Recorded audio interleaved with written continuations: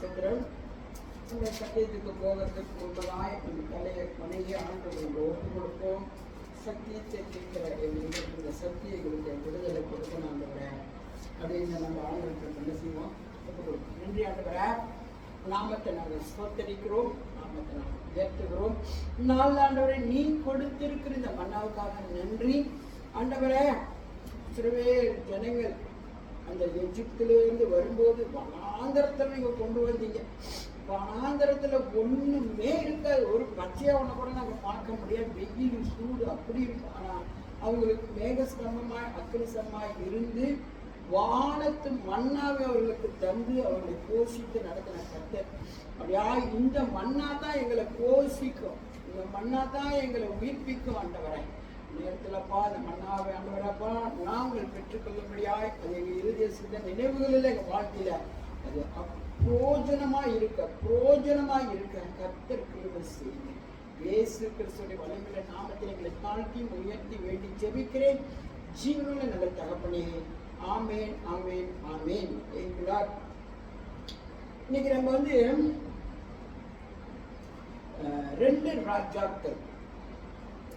ரெண்டு ராஜாக்கள்ல வந்து 6வது அதிகாரம், 2 ராஜாக்கள் 6வது அதிகாரத்துல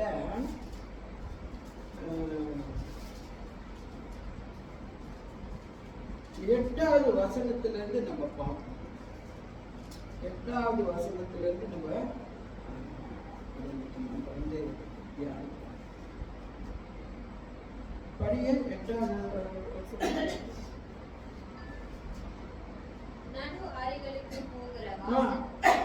2 ராஜாக்கள் 4, 2 ராஜாக்கள் 4வது அதிகாரம் 8வது வசனம். பின்பு ஒரு நாள் எலிசா சுனேமுக்கு போயிருந்தபோது அங்கே இருந்த கனம் பொருந்திய ஒரு ஸ்திரீ அவனை போஜனம் பண்ண வருந்தி கேட்டிருந்தாள். அப்படியே அவன் பயணப்பட்டு வருகிற போதெல்லாம் போஜனம் பண்ணும்படி அங்கே வந்து தங்குவான். அவள் தன் புருஷனை நோக்கி, இதோ நம்மிடத்தில் எப்பொழுதும் வந்து போகிற தேவனுடைய மனுஷனாகிய இவர் பரிசுத்தவான் என்று காண்கிறேன். நாம் மெத்தையின் மேல் ஒரு சிறிய அறை வீட்டை கட்டி அதில் அவருக்கு ஒரு கட்டிலையும் மேஜையும் நாற்காலியும் குத்து விளக்கையும் வைத்தோம். அவர் நம்மிடத்தில் வரும்போது அங்கே தங்கலாம். ஆமென் ஆமென் என்று வருகிறேன். இப்போ நம்ம இந்த வேதத்துல எத்தனையோ பெண்களை நம்ம பார்க்கறோம்ல. அண்ணாவை பார்க்குறோம், எஸ்தரை பார்க்குறோம், ரூத்தை பார்க்குறோம். இவங்களாம் விசேஷமான பெண்கள் வேதத்துல. ஆனா இந்த சூனியமித்தியால் வந்து ஒரு சாதாரண ஒரு பெண்ணா இருக்காங்க. அவங்க இருக்கிற ஊருக்கு வந்து எலிசா வந்து அங்கே போய் செய்தி கொடுக்க போவாரு. தேவனுடைய செய்தியை அவங்க இருக்கிற அந்த பட்டணத்துக்கு அவர் கொடுக்க போவாரு. கொடுக்க போகும்போது இந்த மனுஷி இந்த மனுஷன் என்ன செய்யுமா, அவருக்கு சமைத்து வைப்பாங்களாம். இப்போ நம்ம கூட அப்படித்தானே, பாசங்களாம் வீட்டுக்கு வந்தா இல்லை அங்கே வந்திருந்தாக்கா நம்ம கூட கூப்பிடுவோம், வாங்க பசங்க எங்கள் வீட்டில் சாப்பிடுங்க, பசங்க எங்கள் வீட்டுக்கு வாங்க பசங்க கூப்பிடுறோம்ல. அந்த மாதிரி இந்த மனுஷி என்ன செய்வாளாம், அந்த ஊழியக்காரை கூப்பிடுவாளாம், என் வீட்டுக்கு வாங்க பசங்க சாப்பிட்டு போங்க அப்படின்னு. அப்போ அந்த ஊருக்கு அவரை பிரசங்கம் பண்ண போகும்போதெல்லாம் போய் அந்த பெண்ணோட வீட்டில் போய் சாப்பிட போவாங்களாம்.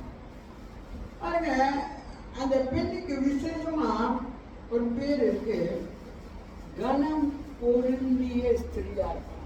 கனம் பொருந்திய ஸ்திரீனா எப்படிங்க? கனம் பொருந்திய ஸ்திரீனா அவ ரொம்ப நல்ல மனுஷியா அந்த இடத்துல இருக்கிறான். நல்லா பணக்கார பெண்ணு, எல்லாமே இருக்கு அவங்களுக்கு, எதுவுமே இல்லாத குறை ஒண்ணுமே இல்லை அவங்களுக்கு. நல்ல வசதி வாய்ப்பா இருக்காங்க, நல்ல தோட்ட துறவெல்லாம் இருக்கு, நல்லா பணம் வந்து கொண்டே இருக்கு. ஆனாலும் இந்த நாளைக்கு நீங்க பார்த்தீங்கன்னா அந்த மாதிரி வசதி படைச்சவங்களாம் பார்த்தீங்கன்னா அடே அப்பா என்ன ப்ரௌடா இருப்பாங்க. என்ன பெருமையா இருப்பாங்க. அவங்க அப்படியே யார்கிட்ட பேச மாட்டாங்க. எளிமையானவங்களை பார்த்தாவோ அப்படியே அப்படியே போவாங்க. ஆனா அப்படி போற வரனால எது லாபம் இல்லை? Nothing anything. நினைக்கிறாங்க எனக்கு என்ன வசதி குறைவா, நாங்க எப்படியாப்பட்ட ஜெர்மன் பிறந்தவங்க, அங்க எவ்வளவு வாய்ப்பா இருக்கோம், பணமும் காசும் ஓரியும் வண்டியும் வீடும் வாசனமா இருக்கணும். அவங்களெல்லாம் நம்ம ஏங்க மதிக்கணும், நம்ம ஏங்க அவங்களுக்கெல்லாம் பேசணும், நம்ம ஏங்க அவங்களுக்கெல்லாம் போனீங்க. என்ன நல்லா தானே கத்தர் வச்சிருக்காரு, ஐஸ்வர்யத்தின் சம்பத்தனெல்லாம் என்ன வைத்திருக்காரு, எனக்கு என்ன குறை அப்படின்னு நெஞ்ச தூக்கிட்டு நிற்பாங்க. நத்திங்க. அதெல்லாம் ஒரு யூஸ் இல்லைங்க. இவ கன பொருந்தினவள்னா என்ன அர்த்தம்னா, எல்லாம் இருந்தும் அவன் தன்னை தாழ்த்தி அந்த தெய்வ ஊழியக்காரர்களுக்கு என்னமான ஒரு கனம் செய்தா பார்த்தீங்களா? இங்க எத்தனையோ பேருங்க ஊழியக்காரங்க வந்தா கூட தெரியாம மாதிரி போயிடுவாங்க, கூப்பிட கூட மாட்டாங்க, அது கிட்ட கூட வர மாட்டாங்க. ஓ பார்த்துட்டு இருக்கான், ஓ ஓகே ஓகே. ஆனா இவங்களோட மனசை பார்த்தீங்களா? அவ அவ்வளவு வசதி படைச்சவதானே, அவ்வளவு செல்வந்தர் தானே அவ. அப்படியாப்பட்ட ஒரு வசதி வாய்ப்புகள் உள்ளவங்க பாஸ்டர்களை வீட்டுக்கு கூப்பிடுவாங்களாங்க. பணக்காரங்களை வீட்டில் கூப்பிட மாட்டாங்க. ஏன்னா அவர் சமைச்சு போடணும், அவர் கவனிக்கணும், அவர் பார்க்கணும். ஐயோ ஆனா இந்த ஊழியக்கார் வந்தாரா போறாரா இருக்கட்டும், வேலையை பார்த்துட்டு அம்மையா நான் போனோமா வந்தோமா இருக்கணும், அப்படிதான் இருப்பாங்க. மனிதனுடைய இயல்பான சிந்தனை அப்படிதான் இருக்கும். ஆனா இவன் அப்படியே மட்டும் விடங்க, அவ ஒரு கனம் பொருந்தின ஒரு ஸ்திரியா அவ அந்த இடத்துல இருந்திருக்கிறான். அப்போ அவனை போஜனம் பண்ண வருந்தி கேட்டுக்கொண்டால், அப்படி அவன் பயணப்பட்டு வருகிற போதெல்லாம் போஜனம் பண்ணும்படி அங்கே வந்து தங்குவான். அவ பார்த்தீங்களா, வற்புறுத்தி கூப்பிடுவான் அந்த ஊழியக்காரன், என் வீட்டுக்கு வாங்கய்யா, நான் சமைச்சு வைக்கிறேன், சாப்பிட்டு போங்க என் வீட்டில். அப்படி அன்பா அந்த போதகர்களை கூப்பிடுவான் அந்த கணப்பொருளின ஸ்திரீ. அப்படி அவங்க சரி நாங்க போறப்பெல்லாம் அவங்க அவளை கூட்டிட்டு போய் சாப்பாடெல்லாம் கொடுத்து அனுப்புவாங்க. இப்படி அனுப்பிக்கிட்டு இருக்கிற அவளை இவ கவனித்திருக்கிறா பாருங்களா. எப்படி இந்த ஊழியக்காரி எப்படி உண்மையாலுமே பரிசுத்தமானா இல்ல சும்மா அப்படி இப்படி உள்ளவரா என்பதை இந்த பெண் பாருங்க கவனித்து பார்த்திருக்கிறான் அந்த ஊழியக்காரன். அப்புறம் பாருங்க 9வது வசனத்துல சொல்லிட்டு, அவள் தன் புருஷனை நோக்கி, அவங்க வந்துட்டு சாப்பிட்டு போறாங்க, அவங்க உன்னிப்பா அவ கவனித்து பார்த்தபடினால அவ புருஷன்கிட்ட சொல்றா, இதோ நம்மிடத்துல எப்பொழுதும் வந்து போகிற தேவனுடைய மனுஷனாகிய இவர் பரிசுத்தவான் என்று காண்கிறேன். அந்த பொம்பளைக்கு என்ன ஒரு பளிச்சான ஒரு ஒரு ஒரு ஒரு ஆவிக்குரிய ஒரு சிந்தனை பாருங்க அவளுக்கு. இந்த மனுஷன் நம்ம வீட்டுக்கு வந்துட்டு போறாரையா, இவர் ஒரு பரிசுத்தவானா நான் அவரை பார்க்கிறேன். 10வது வசனத்தில் சொல்றது என்ன, நாம் மெத்தையின் மேல் ஒரு சிறிய அறை வீட்டை கட்டி அதில் அவருக்கு ஒரு கட்டிலையும் மேதையும் நாற்காலியும் குத்து விளக்கையும் வைப்போம், அவர் நம்ம இடத்துல வரும்போது அங்கே தங்கலாம் என்றார். நல்ல பொம்பளை பாருங்க. அந்த ஊழியக்கார் வரும்போதெல்லாம் அந்த கூட்டத்தில் காத்துட்டு என் வீட்டுக்கு வாங்கயா, சாப்பிட்டுப்போங்கன்னு சாப்பாடு தான் கொடுத்து அனுப்புனான். ஆனா அவருடைய கேரக்டர் எல்லாத்தையும் விட்டு கவனித்து இந்த பெண் சொல்றா, அவர் உண்மையான பரிசுத்தவான்யா, நம்ம அவருக்கு நம்ம வீட்டில் ஒரு அறையை கட்டி கொடுத்து அந்த வீட்டில் ஒரு மேஜையை போட்டு ஒரு கட்டில போட்டு ஒரு குத்து விளக்கை வைத்து ஒரு நாற்காலியை போடுவோம், அவருக்கு தேவையான அனைத்து அந்த அறைக்குள்ள தேவையான அனைத்தையும் நம்ம செய்து அவருக்கு வரப்போதெல்லாம் அவர் தங்கிட்டு போட்டோம் அப்படின்னு தன் புருஷங்கிட்ட சொல்றா பாருங்க.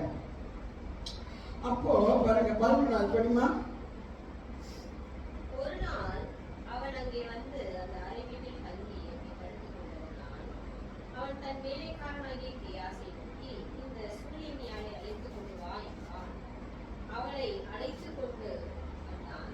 அவள் அவனுக்கு முன்பாக நின்றாள். அவன் கியாசியை பார்த்து, இதோ இப்படிப்பட்ட சகல சலக்கரணையோடு இவளை விசாரித்து வருகிறார்கள், உனக்கு நான் என்ன செய்ய வேண்டும்? ராஜாவிடத்திலாவது சேனாதிபதியிடத்திலாவது உனக்காக நான் பேச வேண்டிய காரியம் உண்டோ என்று அவளை கேள்வினான். அதற்கு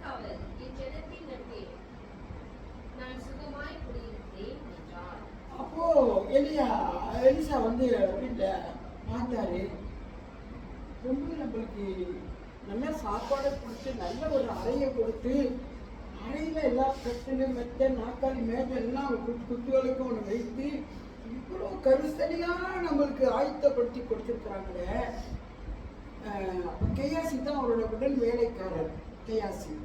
கேயாசிட்டு சொல்கிறாரு, நீ போய் அந்த சூனமெத்தியாரை கூட்டிட்டு அவர்கிட்ட கேளு, அவளுக்கு ஏதாவது வேணுமா, நம்ம ஏதாவது அவளுக்கு செய்ய வேண்டிய காரியம் இருக்கா, ராஜாட்ட போய் ஏதாச்சும் அவளுக்காக வேண்டி பேச வேண்டிய காரியம் இருக்கா அப்படின்னு கேட்குறாரு. ராஜாட்ட போய் ஏதாச்சும் அவளுக்காக நம்ம பேசணுமா அப்படின்னு கேட்குறாரு. அப்புறம் ராஜா ராஜா சேனாதிபதி இடத்துல ஏதாச்சும் பிரச்சனை இருக்கா, ராஜா கிட்ட அவங்களுக்கு ஏதாச்சும் தேவை வேணுமா, நாங்கள் போய் பேசி அவங்களுக்கு அதை வாங்கி கொடுக்குறேன், நீ அவங்ககிட்ட சொல்லு அப்படின்றாரு. ஊழியக்காரர் சொல்றாரு, அந்த உடல் ஊழியக்காரர்கிட்ட. அவர் கேட்க அவர் சொல்றாரு, ஐயோ இல்லை எனக்கு ஒன்றுமே வேண்டாம், எல்லாமே ஓகே, என் ஜனங்கள்லாம் எனக்கு நல்ல நண்பர்களாக இருக்காங்க, எனக்கு எந்த பிரச்சனையுமே இல்லை, எனக்கு எல்லாமே இருக்கு, எனக்கு ஒன்றும் வேண்டாம். எவ்வளோ திருப்தியான ஒரு பொம்பளை வச்சுக்கலாம். யாராச்சும் நம்ம கேட்டோம், என்ன வேணுமா உங்களுக்கு சொல்லுங்க அப்படின்னா அவங்க ஒன்று சொல்லுவோம், நம்மளோட இயல்பு அது வந்து. ஆனால் இந்த பேட்டு சொல்கிறான், எனக்கு ஒன்றுமே வேண்டாம், எனக்கு எல்லாமே இருக்குது, எல்லாருக்கிட்டையும் எனக்கு நல்ல நட்பு உறவு இருக்குது, எனக்கு எதுவும் வேணும்னு ஒன்றும் இல்லை அப்படின்னு சொல்கிறாங்க. இப்போ 14 படி. அவளுக்கு செய்ய வேண்டியது என்னவென்று கேயாசியாவை கேட்டதற்கு அவன், அவளுக்கு பின் இல்லை, அவள் புருஷனும் பெரிய வயதுள்ளவன் என்றார். அப்பொழுது அவன் அவளை கூப்பிடு என்றார். அவளை கூப்பிட்ட போது அவள் வந்து வாசப்படி நின்றாள். அப்பொழுது அவன், ஒரு பிராண உற்பத்தி காலகட்டத்திலே ஒரு குமாரனை அழைத்துக் கொண்டிருப்பார் என்றார். அதற்கு அவர், ஏது தேவனுடைய மனுஷனாகிய என் அகதனே, உமது அடியாளுக்கு அபத்தம் சொல்ல வேண்டாம் என்றார். அந்த ஸ்திரீ கற்கள் தரித்து எலிசா தன்னோட சொன்னபடி ஒரு உற்பத்தி காலகட்டத்தில் ஒரு குமாரனை பெற்றாள். அப்போ அந்த வேலைக்காரன் சொல்றாரு, அவ எல்லாம் இருக்கு, ஒன்றும் வேண்டாம், ராஜாட்ட போகலாம், அதிபதிட்டு போகலாம், எல்லாமே இருக்கு, நல்ல நண்பராக இருக்கிறாங்க, எனக்கு ஒன்றும் வேணான்னு சொல்லிட்டான். ஆனால் கேஎஸ்கிட்ட அந்த ஊழியக்காரர் இருக்கிறாரு, ஏதாவது குறை இருக்குமா அவனுக்கு போது அவன் சொல்கிறான், ஆமாம் ஆண்டவரே, அவளுக்கு பிள்ளை இல்லாமல் இருக்கு, பிள்ளை இல்லாமல் அவன் கணவரும் வயது சென்றவனா இருக்கிறான். இப்போ அவன் வயது சென்றவனா, இவளுக்கும் வயது சென்று தானே இருக்கும், இவளும் வயசானவள தான் இருப்பான். அப்படியா, சரி அவளை கூப்பிடு, சுனாமியை கூப்பிடு. சுனாமியை வந்து நின்று சொல்லுவாரு, உனக்கு வந்து ஏற்ற காலத்துல ஒரு காலகட்டத்துல உனக்கு ஒரு குமாரன் பிறப்பான் அப்படின்னு தீர்க்கதரிசி வந்து அவர் சாதாரண ஊழியக்காரங்க, அவர் வந்து தீர்க்க தரிசனம் பேசுவார். பேசினா 100% மெய்யா இருக்கும். அப்படியேப்பட்ட ஒரு தீர்க்க சொன்னவனே சொல்ற, என்ன ஆண்டவரே, என்ன அபத்தம் பேசுறீங்க, எனக்கு வயசாயிடுச்சு, என் புருஷனுக்கும் வயசாயிடுச்சு, இப்போ நான் ஒரு பிள்ளைய பெற்றா எப்படி இருக்கும் அப்படின்னு இவன் வந்து அப்படி ஒரு கொஸ்டினாக தான் என்ன அபத்தம் பேசுறீங்கன்னு சொல்றான். ஆனா எலியா சொன்னதுதான், தேவ மனுஷன் சொன்னதுதான். அதே போல ஒரு காலகட்டம் வரும்போது அவ கர்ப்பவதி ஆயிட்டான். கர்ப்பவதியாகி ஒரு குமாரனை பெற்றுட்டான். பாருங்க, வயதான பெண்ணு தான், கணவரும் ரொம்ப வயதானவர் தான். ஆனா கர்த்தர் கொடுப்பேன்னு சொன்னா கொடுத்துருவாருங்க. நம்ம அதுதான் அவரோட வார்த்தையை நம்ம கவனித்து கேட்கணும். மனுஷன் 1000 வார்த்தை நம்மகிட்ட பேசுவாங்க, சாதாரண மனுஷர்கள். ஆனா தேவ மனிதர்கள் எதை சொல்றாங்களோ அது அப்படியே நடக்குங்க. ஆனா இந்த ஊழியக்காரர் சொன்ன வார்த்தையின் பிரகாரம் அவன் சொல்றான், ஏன் என்ன அபத்தம் பேசுறீங்க, எனக்கு வயசாயிடுச்சு, புருஷனுக்கும் வயசாயிடுச்சு, நான் இப்போ பிள்ளை அவன் கேட்கல பாருங்க, எனக்கு பிள்ளை இல்லை. அவனை கேட்டாரு, அவனுக்கு ஏதாவது குறை இருக்கா கேளுன்னா, எனக்கு ஒரு குறை இல்லை, நல்லா இருக்குன்னு சொன்னான். ஏன்னா வயசாயிடுச்சு, இனிமேல் என்ன நம்மளுக்கு ஒரு பிள்ளைலாம் என்ன கேட்டுக்கிட்டு இனிமேல் வயசாயிடுச்சுன்னு நினைச்சான். ஆனால் ஆண்டவர் வயதான நேரத்தில் கூட அவர் வயிற்றில் ஒரு கர்ப்பத்தை கொடுத்து பிறக்க வச்சாரு பாருங்க, எப்படிப்பட்ட ஒரு சந்தோஷம். சரி, இப்படி அவனுக்கு ஒரு பிள்ளை கிடைச்சிருச்சு, பிள்ளை சந்தோஷமா வளர்ந்தான். நல்லா நடக்க ஓட பிடிக்க அப்படி இருக்கிறான். நல்லா ஒரு 7-8 வயசு இருக்குமா அந்த பையனுக்கு, ஜெரமி 8 வயசு இருக்கும். 8 வயசு அந்த பையனுக்கு ஆயிடுச்சு பாருங்க. ஆன உடனே படி ஜெரமி, அதுலேயே படி. அந்த ஸ்ரீ கற்பம் தரித்து எலிசா தன்னுடைய சொன்னபடி ஒரு உற்பத்தி காலத்திட்டத்தில் குமாரனை பெற்றாள். அந்த பிள்ளை வளர்ந்தான்.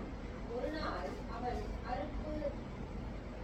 அறுப்பறுக்கிறவரிடத்தில் இருந்த தன் தகப்பன் அன்னைக்கு போயிருக்கும் போது தன் தகப்பனை பார்த்து, என் தலை நோகிறது என்றான். அப்பொழுது அவன் வேலைக்காரனிடத்தில் இவனை என் தாயினிடத்தில் எடுத்துக் கொண்டு போய்விடு என்றான்.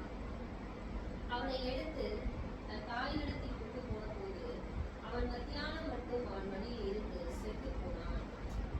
அப்பொழுது அவள் ஏறி போய் அவனை தேவனுடைய மனுஷன் கட்டிலின் மேல் வைத்து அவன் வைக்கப்பட்ட அறையின் கதவை கொண்டு போய் தன் புருஷனிடத்தில் ஆள் அனுப்பி, நான் சீக்கிரமா தேவனுடைய மனுஷன் இருக்கும் இடம் மட்டும் போய் வரும்படிக்கு வேலைக்காரர் ஒருவனையும் ஒரு கழுதையையும் எனக்கு அனுப்ப வேண்டும் என்று சொன்னான்.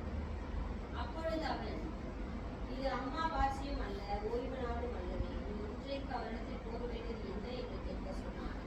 அதற்கு அவள், எல்லாம் செய்தான், நான் போக வேண்டியதா இருக்கிறது என்று சொல்லி நீ கழுதையின் மேல் சேவம் வைத்து ஏறி தன் வேலைக்காரனை நோக்கி, இதை ஓட்டிக் கொண்டு போ, நான் உனக்கு சொன்னால் ஒழிய போகிற வழியில் இருக்கும் ஓட்டத்தை நிறுத்தாதே என்று சொல்லி கொண்டு கர்மேல் பர்வதத்தில் இருக்கிற தேவனுடைய மனுஷனிடத்திற்கு போனால், தேவனுடைய மனுஷன் தூரத்திலே அவர்களை வரக்கண்டு தன் வேலைக்காரனாகிய கேயாசியை பார்த்து, அதோ சூனேமியால் வருகிறாள், நீ அவளுக்கு எதிர்கொண்டு ஓடி, நீ சுகமாய் இருக்கிறாயா? உன் புருஷன் சுகமாய் இருக்கிறானா? அந்த பிள்ளை சுகமாய் இருக்கிறதா என்று அவளிடத்தில் என்றான். அவள் சுகம்தான் என்று சொல்லி பர்வதத்தில் இருக்கிற தேவனுடைய மனுஷனிடத்தில் வந்து அவள் காலை பிடித்து கொண்டாள். அப்பொழுது கேயாசி அவளை விலக்கி விட வந்தான். தேவனுடைய மனுஷன் அவளை தடுக்காது, அவள் ஆத்துமா துக்கமாய் இருக்கிறது, கர்த்தர் அதை எனக்கு அறியாமல் மறைத்து விட்டார் என்றான். அப்போ அந்த பிள்ளை என்ன செஞ்சு தன்னை நடக்க ஓட ஒரு 7-8 வயசு இருக்கும்போது அப்பா கூட தோட்டத்துக்கு போகிறான். தோட்டத்துக்கு போயிட்டு எல்லாம் கொஞ்ச நேரம் இருந்துட்டு அவன் என்ன செய்கிறான், எனக்கு தலை நோக்குது, என் தலை நோக்குதுன்னு சொல்கிறான். வலிக்குதுப்பா, என் தலை வலிக்குதுப்பான்னு. அப்போ அவர் என்ன செஞ்சார், ஒரு வேலைக்காரனை கூப்பிட்டு இந்த பிள்ளையை கூட்டி கொண்டு போய் அவங்க அம்மா கிட்ட போய், பையன் பிள்ளை உடம்பு சரியில்லாமல் இருக்குன்னு சொல்லி அம்மாட்ட விட்டுட்டாங்க. அம்மாட்ட விட்டோன்னா அம்மா என்ன செஞ்சு அவங்க மருந்துகளெல்லாம் போட்டு மடியில் போட்டு வச்சுருக்குறாங்க. போட்டு அது தாளாடுறாங்க. பிள்ளைங்க எல்லா மருந்தெல்லாம் கொடுத்து இல்லை வழியில் துடிக்கிறாங்க. அப்படியே இருந்து பிள்ளை திடீர்னு செத்து போயிட்டாங்க. 8 வயசு பிள்ளை, ஆண்டவர் கொடுத்த ஒரு பிள்ளை இறந்து போச்சு. தேவ ஊழியக்காரலாம் எனக்கு இதை கொடுத்தாரு. இது இறந்து போச்சு பாருங்க. அந்த பொம்பளை ரொம்ப ஞானமான ஒரு பொம்பளைங்க. அதுதான் நான் சொன்னேன், கணம் பொருந்திய ஸ்திரீனா பணம், காசு, வாய்ப்பு, வசதி இருந்தா தான் அவங்க கணம் பொருந்தினவங்க அல்ல. அறிவா, ஞானமா, புத்தியா நடந்தா பாருங்க, அவன் தான் கணம் பொருந்தினவன். அவன் என்ன செய்தா, செத்து போன பிள்ளை செத்தவனை எப்படிங்க துடிப்போம் நம்மளாம் சொல்லுங்களேன். பிள்ளைக்கு சீக்கு வந்து இந்த பையனுக்கு சீக்கிரம் மனசுல நல்லா இல்லை. அப்போ மீட்டிங் போயிருந்தேன், பையன் சீக்காங்க எப்படா மணி அவன் வேறு சொல்லிட்டான் 7-8 மணி போல் வாங்கம்மா, என்ன சூப்பு வச்சுக்கிட்டு அந்த மருந்து தண்ணியெல்லாம் போட்டு எடுத்துக்கிட்டு வாங்க. அவன் எப்போ போய் பார்ப்பேன்னு எனக்கு இறுதியம் பிள்ளை சீக்கா இருக்கிறது எனக்கு அப்படி இருந்துச்சு. பிள்ளை நல்ல ஒத்துழைக்க வயதான காலத்துல ஒரு பிள்ளை கிடச்சி ஆடி ஓடி விளையாட பிள்ளை செத்து போனவன எப்படிங்க இருந்திருக்கும் அவன் இறுதியம் துடிச்சிருக்க கொண்டாங்க. ஐயோ பிள்ளை செத்து போயிட்டேன், என்ன செத்து போயிட்டேன்னு 8 வயசுல எனக்கு ஆடுற பிள்ளை கொடுத்து இறந்து போயிட்டு கத்திருப்பாங்களா இல்லையாங்க, கூப்பிட்டுருப்பாங்களா இல்லையாங்க. மற்றவங்க வேலைக்காரங்க நிறைய இருக்காங்க அவங்களுக்கு. ஆனால் அந்த பிள்ளை என்ன செய்தாங்களாங்க, அந்த பிள்ளைய அப்படியே சுற்றி அந்த ஊழியக்காருக்கு ஒரு அறை கொடுத்து வச்சிருந்தாங்களே, அந்த அறையில் அந்த பிள்ளைய அப்படியே கொண்டு படுக்க போட்டுட்டு கதவை பூட்டிட்டு அது சொல்லி இந்த பொம்பளை வேலைக்காரனை கூப்பிட்டு, ஐயா கிட்ட சொல்லி எனக்கு ஒரு வேலைக்காரனே ஒரு கழுதியா குதிரையா ஒரு கழுதியை எனக்கு அனுப்பி விட சொல்லி நான் போய் ஊழியக்காரன் பார்க்கணும் போய் சொல்லிட்டான். வேலைக்காரன் சொன்னோன்னே யோசிக்கிறான், இது என்ன இது ஒரு திடீர்னு ஊழியக்கார பார்க்க போகிறேங்க. இது வந்து பௌர்ணமி காலமும் இல்லை, ஓய்வு நாளும் இல்லை, ஆனால் நீ திடீர்னு அந்த ஊழியக்காரை பார்க்க போறியே அப்படின்றாரு. ஆமாம் ஆமாம், ஒரு முக்கியமான காரியம், நான் அவரை பார்க்க போகணும். புருஷன்னு கூட சொல்லலைங்க. அதாங்க அந்த பொம்பளை, எப்படிப்பட்ட பொம்பளை பாருங்க. புருஷன்கிட்ட எல்லாம் சொல்லுவாங்களா சொல்ல மாட்டாங்களாங்க. சொல்லலாம் மனசு கஷ்டமா இருக்கும்ல. ஏன்னா அவர் ஒரு லைஃப் பார்ட்னரு, அவர் விழா எலும்பு, அவரோட விழா எலும்பு தானே பொண்டாட்டி. ஏன்னா உடனே போய் ஒரு புருஷன் கூட சொல்ல மாட்டான். பட் ஏதாச்சும் மனசு இதாச்சு எல்லா காரியம் போய் அவர்கிட்ட பேசுவேன், சொல்லுவேன், இல்லை அப்படி இருக்குங்க அப்படிங்கிறது அது பேசுவேன் நான். ஆனால் இன்னும் செத்து போச்சுங்க. யாருக்கிட்டையும் சொல்லலாம், கணவன்கிட்ட கூட சொல்லலைங்க. அவன் ஒன்று இந்த ரூமில் பூட்டிட்டுங்க அந்த கழுதியை வர வச்சு ஒரு வேலைக்காரன்ட்டு ஏறி கழுதியில் ஏறிக்க சொல்கிறான். எவருப்பா கழுதியை டைரெக்டாக நான் எங்கே நிப்பாட்ட சொல்கிறேனோ அங்கே நிப்பாட்டினா போதும், இடையில நீ எங்கேயும் நிப்பாட்டவே கூடாது, போ வேகமா போயிட்டாலா. போனோட கையாசி மேலே பார்த்துட்டாரு. வேலைக்காரன் சொல்கிறாரு, ஊழியக்காரர் எலிசா வேலைக்காரன் கூப்பிட்டு சொல்கிறாரு, கையாசி அங்கே பாரு சூழநித்தியா வரான், அவர்கிட்ட போய் கேளு, கணவன் நல்லா இருக்காரா, பிள்ளை நல்லா இருக்கா, அவன் நல்லா இருக்கா, ஒரு விசாரி ஓட்டு விசாரி அவளை அப்படின்னு சொல்கிறார்.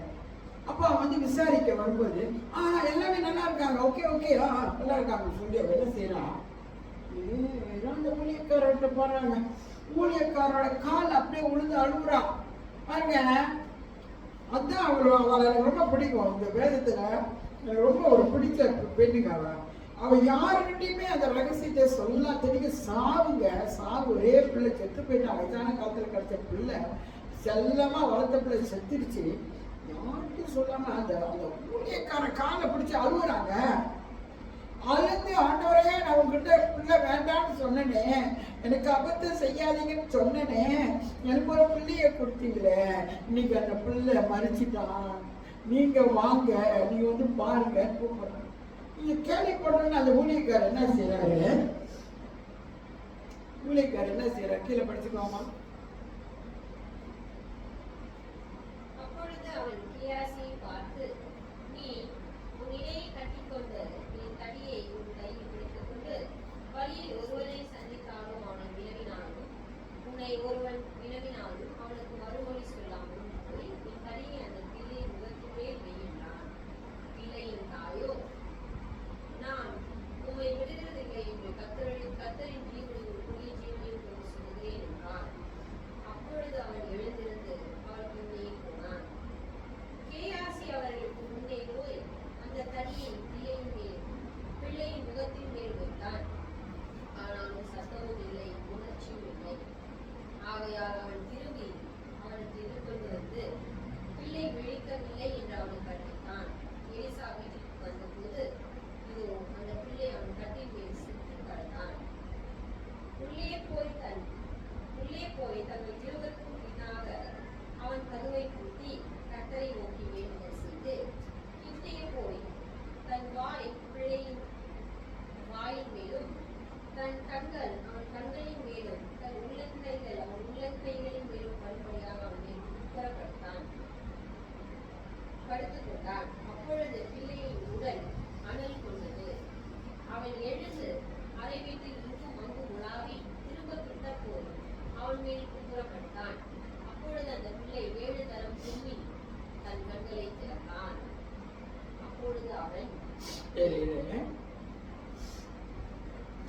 அப்போ கையாசி எலிசா சொல்றாரு, நீ போய் கையாசி சொல்றாரு, கையாசி இந்த என்னோட கோலை நீ வச்சுக்கோ, நீ இதை எடுத்துட்டு போய் நீ யாரும் என்ன பேசணும் என்ன யாரும் ஒரு பதில் சொல்ல வேணாம், நீ டைரக்டா இவ வீட்டுல போய் அந்த பிள்ளையின் மேல் என்னோட கோலை எடுத்து வை அப்படின்னு சொல்றாரு அந்த கையாசி கிட்ட. சரி அவன் கோலை எடுத்துட்டு போறான். ஆனா இந்த பொங்கலை என்ன செய்யறா, நீங்க வராம நான் போக மாட்டேன். அவரோட விசுவாசத்தை பத்திங்களா, கோலம் கொடுத்து வேலைக்காரன் அனுப்புறாரு.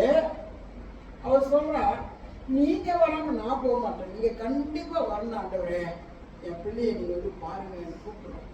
சரி கேயாசி போறாரு, எலிசா போறாரு அப்படின்னாரு, எல்லாம் போறாங்க.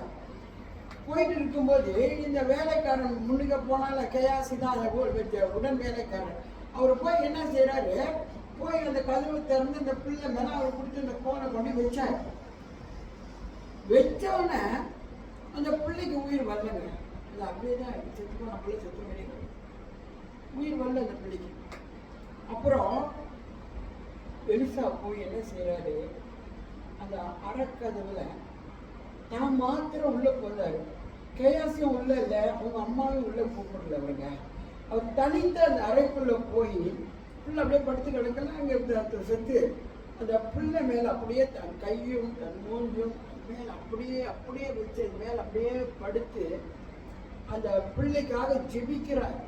இவரோட சுவாசத்தை அந்த பிள்ளைக்குள்ள கொடுக்க முடியாது அவர் ஜெபிக்கிறார். ஜெபிக்கும் போது அந்த பிள்ளைக்கு முதல் உயிர் வரல. திரும்ப அவர் என்ன செய்யறாரு, அந்த அறைக்குள்ள இங்கிட்டு அங்கிட்டு நடந்து ஜெபிக்கிறார். இந்த பிள்ளைக்கு உயிர் வரணும் ஆண்டவரே, இந்த பிள்ளைய நீங்க உயிரோடு எழுப்பணும் ஆண்டவரேன்னு சொல்லி அந்த அரை முழுமா இங்கிட்டு அங்கிட்டு நடந்து அவர் என்ன செய்யறாரா, ஜெபிச்சுட்டு இருக்கிறார். ஜெபிச்சுட்டு திரும்ப போய் அந்த பிள்ளை மேல திரும்ப போய் படுத்து அதே போல அந்த பிள்ளைக்கு உயிர் வரும்படி செய்யும்போது அந்த பிள்ளை என்ன செஞ்சுட்டான், அது தும்பிச்சான். எத்தனை தடவை தும்பினாலும் ரெண்டாவது தடவை அந்த பிள்ளை மேல அவர் போய் விடும்போது ஜெபித்துட்டு போய் திரும்ப அந்த பிள்ளை மேல அதே மாதிரி செய்யும் போது அந்த பிள்ளை என்ன செஞ்சுச்சான், தும்பிச்சான். பாருங்க, தும்புனா என்னங்க அர்த்தம், உயிர் வந்துருச்சா இல்லையா? தும்பனோட உயிர் வந்துருச்சு பிள்ளைக்கு, உயிர் வந்து தும்பனோட உயிர் வந்துட்டோம்னா ஏசுக்கு ரொம்ப சந்தோஷம். ஆண்டவருக்கு நன்றி சொல்றேன். எலிசாக்கு ரொம்ப சந்தோஷம். ஐயோ ஆண்டவர் பிள்ளைக்கு திரும்ப ஜீவன் கொடுத்துட்டாரு, என் ஜபத்தை கத்தரிக்கை பிள்ளைக்கு ஜீவனை கொடுத்துட்டாரு அப்படின்னு சொல்லிட்டு கஷ்டப்படுமா 35 படி. அவன் எழுந்து அறை வீட்டில் இருக்கும் அங்கு உலாவி திரும்ப கிட்டத்தை புறப்படுத்தான். அப்பொழுது இந்த பிள்ளை 7 தரம் கூடி தன் கண்களை திறந்தான்.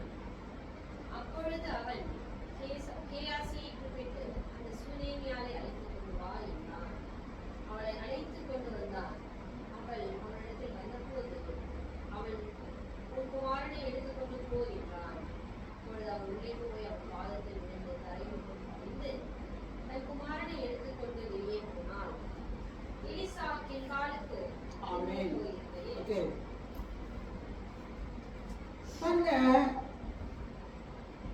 அந்த பொம்பளைக்கு ஒரு காரியம் வந்தப்ப அது யாருக்கிட்டையும் சொல்லலைங்க. இன்னைக்கு நம்ம கூட வாழ்றோம் தானே இந்த உலகத்துல. நம்மளுக்கு ஒவ்வொரு நாள் எவ்வளோ பிரச்சனை நம்ம எதிர்நோக்கிட்டு தாங்க இருக்கோம். ஆண்டவருக்குள்ள உனக்கு உபத்திரவங்கள் உண்டுன்னு தான் தேவன் சொல்லியிருக்காரு. உலகத்தில் உனக்கு உபத்திரவங்கள் உண்டு, ஆனாலும் திடன் கொள்ளுங்கள், நான் இந்த உலகத்தை ஜெயித்தேன். யார் ஜெயித்தது யாரு? இயேசு தான் உலகத்தின் காரியங்களை ஜெயித்தவர். அன்னைக்கு இயேசு கிறிஸ்து பிறவாத நாள், இயேசு கிறிஸ்து இல்லாத காலம். அப்போ இந்த தீர்க்க தரிசிக்கு தான் அவங்களுக்கு எல்லாமே. தீர்க்க தரிசிகள் சொன்னா அது நடக்கும். அப்போ அந்த பெண் என்ன செஞ்சா, அந்த தீர்க்க தரிசியுடைய பாதத்தை கட்டிப்பிடிச்சு விழுந்து அழுதா. பாருங்க, இன்னைக்கு நம்ம வாழ்க்கையில கூடங்க பிரச்சனைகள், பாடுகள், போராட்டங்கள் நான் போய் யார்கிட்ட நம்ம சொல்லிக்கிட்டு இருந்தோமா, நத்திங்களா அவன் இன்னும் போய் 4 பேர்த்த நம்மள போய் துப்புவான். அவன் இன்னும் 4 பேர்த்துல போய் இன்னும் நல்ல விஷயம். ஐயோ அந்த ஆளுக்கு அப்படியாங்க, இப்படி பிரச்சனையாங்க, ஐயோ அந்த ஆள் என்ன எப்படி அப்படின்னு ஒரு கதையை 2 கதையா மாத்திடுவான். அப்புறம் அங்கிட்டு அவங்க இன்னொரு கதையை 4 கதையா மாத்தி நம்ம பேரையே கொடுத்துருவாங்க. பாருங்க, இந்த பொம்பளை பாருங்க, அந்த தீர்க்கதரிசியை தேடி போய் தெரியும் வேலைக்காரனை விட்டு கூப்பிட்டு கேட்கறாரு, பிடிச்சி நல்லா இருக்கானா, பிள்ளை நல்லா இருக்கா, நல்லா இருக்காளா, அவன் நல்லா இருக்கா, எல்லாமே நல்லா இருக்கணும், ஓகே ஓகே அப்படின்னு நேரா போய் ஊழியக்கார காலை விழுந்தா. பாருங்க பாருங்க, அந்த ஊழியக்கார் வந்து நீ வந்தாதான் நான் போவேன்ட்டான்.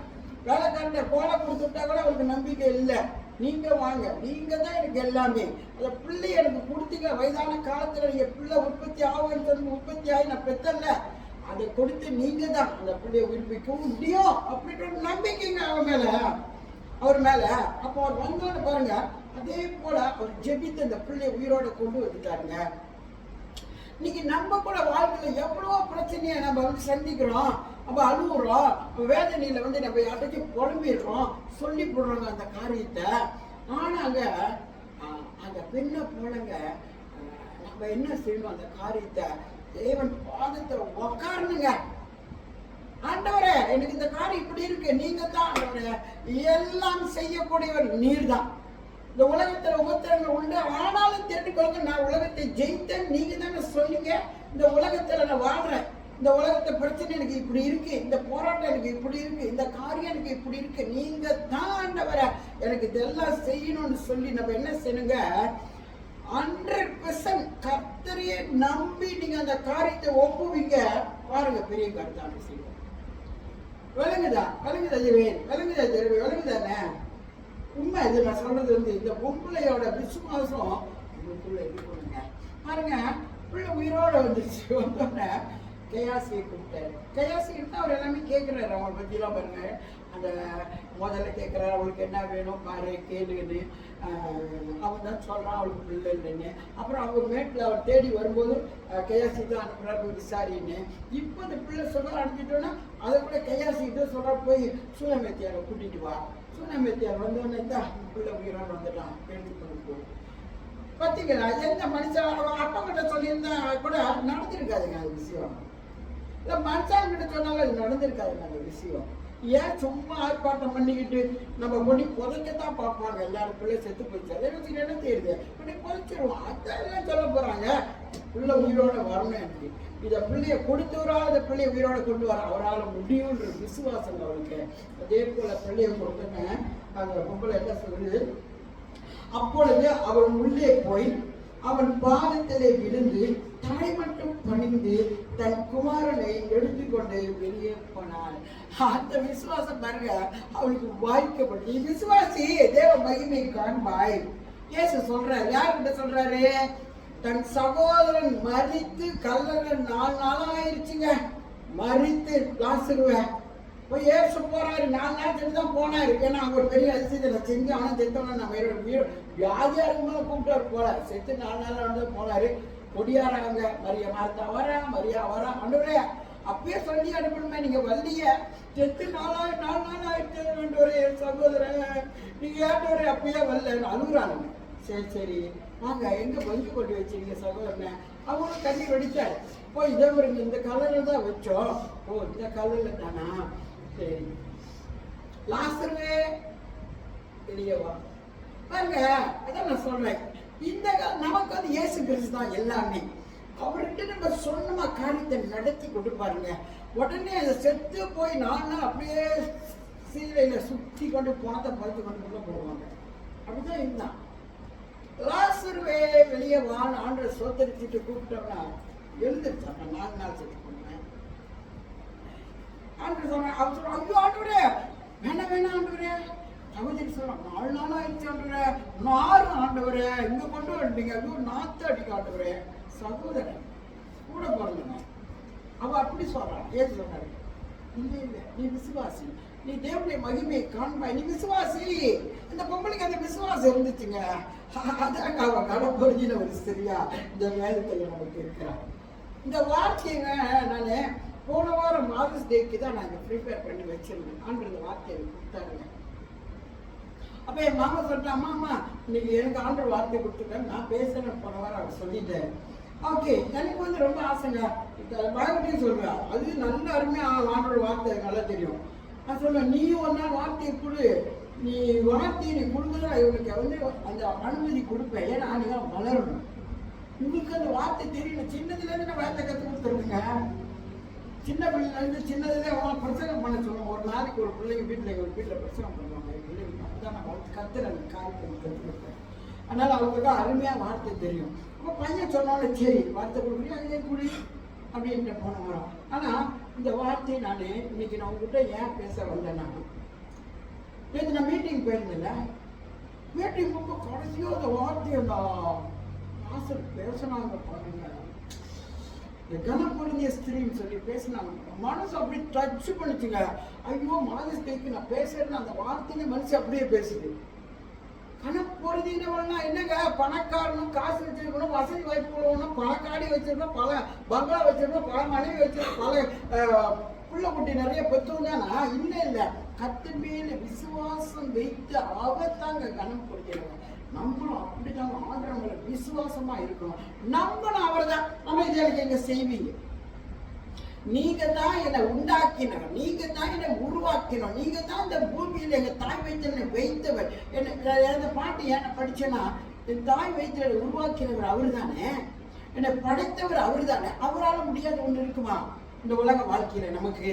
அவரை நம்பி ஒப்பு கொடுங்க, ஜெபிங்க, ஆண்டவரை சொல்லுங்க, இந்த காரியம் ஆண்டவரை உம்மால கூடுது, இது உம்மால எனக்கு நடக்க ஆண்டவரை, இந்த காரியத்தை நீங்க எனக்கு ஜெயமாய் நடத்தி கொடுப்பீங்கன்னு சொல்லி ஒப்பு கொடுத்துட்டுமாங்க. கர்த்தர் விசுவாசத்தை பார்ப்பாருங்க, அப்படியே நடத்தி கொடுப்பாருங்க. நம்ம ஆண்டவர் ரொம்ப ரொம்ப பெரியவர். இந்த வார்த்தைக்கு நம்ம கேட்டிருக்கோம். இதே போல நம்ம விசுவாசம் உள்ளவர்களாய் தேவ சமூகத்தில் நம்ம ஊழியக்காரர்கள் பேசுறது தப்பு இல்லை, ஊழியக்காரர்கள் ஜெபிக்கிறது தப்பு இல்லை, அது செய்யணும். உங்களோட விசுவாசத்தை நீங்க இன்னும் அதிகரித்துக் கொள்ள ஊழியக்காரர்கள் மத்தியில் அந்த காரியத்தை நீங்க சொல்ல வரும்போது ஊழியக்காரங்க பாரத்தோட ஜெபிக்கிறாங்க பாருங்க, அந்த ஜெபம் உங்களுக்கு ரொம்ப ஆசீர்வாதமா இருக்குங்க. சோத்திர ஆண்டவரே, நன்றி ஆண்டவரே, நாங்கள் இந்த வார்த்தை நீங்களுக்கு கொடுத்தபடினாலும் உங்களுக்கு நாங்கள் நன்றி செலுத்துகிறோம். வார்த்தையை கேட்டிருக்கோம்ப்பா, நாங்கள் விசுவாசிக்கிறோம்ப்பா, உங்க மகிமையை நாங்கள் காண்போம். ஆண்டவரே, இந்த நாளில் எங்களை தாழ்த்தி முழுவதும் ஒப்பு கொடுக்கிறேன். கேட்கப்பட்ட இந்த வார்த்தையின் பிரகாரம் எங்கள் வாழ்க்கை உம்மோடு எப்போது சேர்ந்து இணைந்து இருக்கட்டும். எங்க தேவனால செய்ய முடியாத அதிசயமான காரியங்கள் ஒன்றுமே இல்லை ஆண்டவரை. எலிசாவையும் கொண்டு செய்த கர்த்தர் நீர்தானே, அவங்கள நடத்தினவன் அந்நாள்ல நீர்தானே ஆண்டவர். இந்நாள்ல எங்களுக்காக நீ ஐயா அந்த உலகத்தை ஐயா பாவத்தை சுமந்து தீக்கிற எங்களுக்காக நீ ஐயா மனித ரூபம் எடுத்து வந்து எங்களுக்காக ஐயா ஆண்டவரே உம்முடைய ஜீவனையே எங்களுக்கு கொடுத்து ரத்தத்தை சிந்தி இந்த ரத்த கோட்டைக்குள்ள உங்களை வைக்கிறேன்னு சொல்லி எங்களுக்கு பாதுகாப்பு அரணை கொடுத்தவர் நீர் ஐயா. உம்மிடத்துல நாங்கள் விசுவாசம் வைத்து கேட்கிற எதையுமே எங்களுக்கு இல்லைன்னு சொல்ல மாட்டீங்க. தாமதித்தால் அது எங்களுக்கு செய்து கொடுக்கிற தேவன் நீங்க. உங்க கரத்துல எங்களை முழுவதுமாய் தாழ்த்தி ஒப்பு கொடுக்கிறோம். ஆவியானவரை பொறுப்படுத்திக் கொள்ளும், வழி நடத்தி செல்லும். இயேசு கிறிஸ்துவின் வல்லமையுள்ள நாமத்துல எங்களை தாழ்த்தி உயர்த்தி வேண்டி கேட்கிறேன். இவருள்ள நல்ல தகப்பனே. ஆமேன், ஆமேன், ஆமேன்.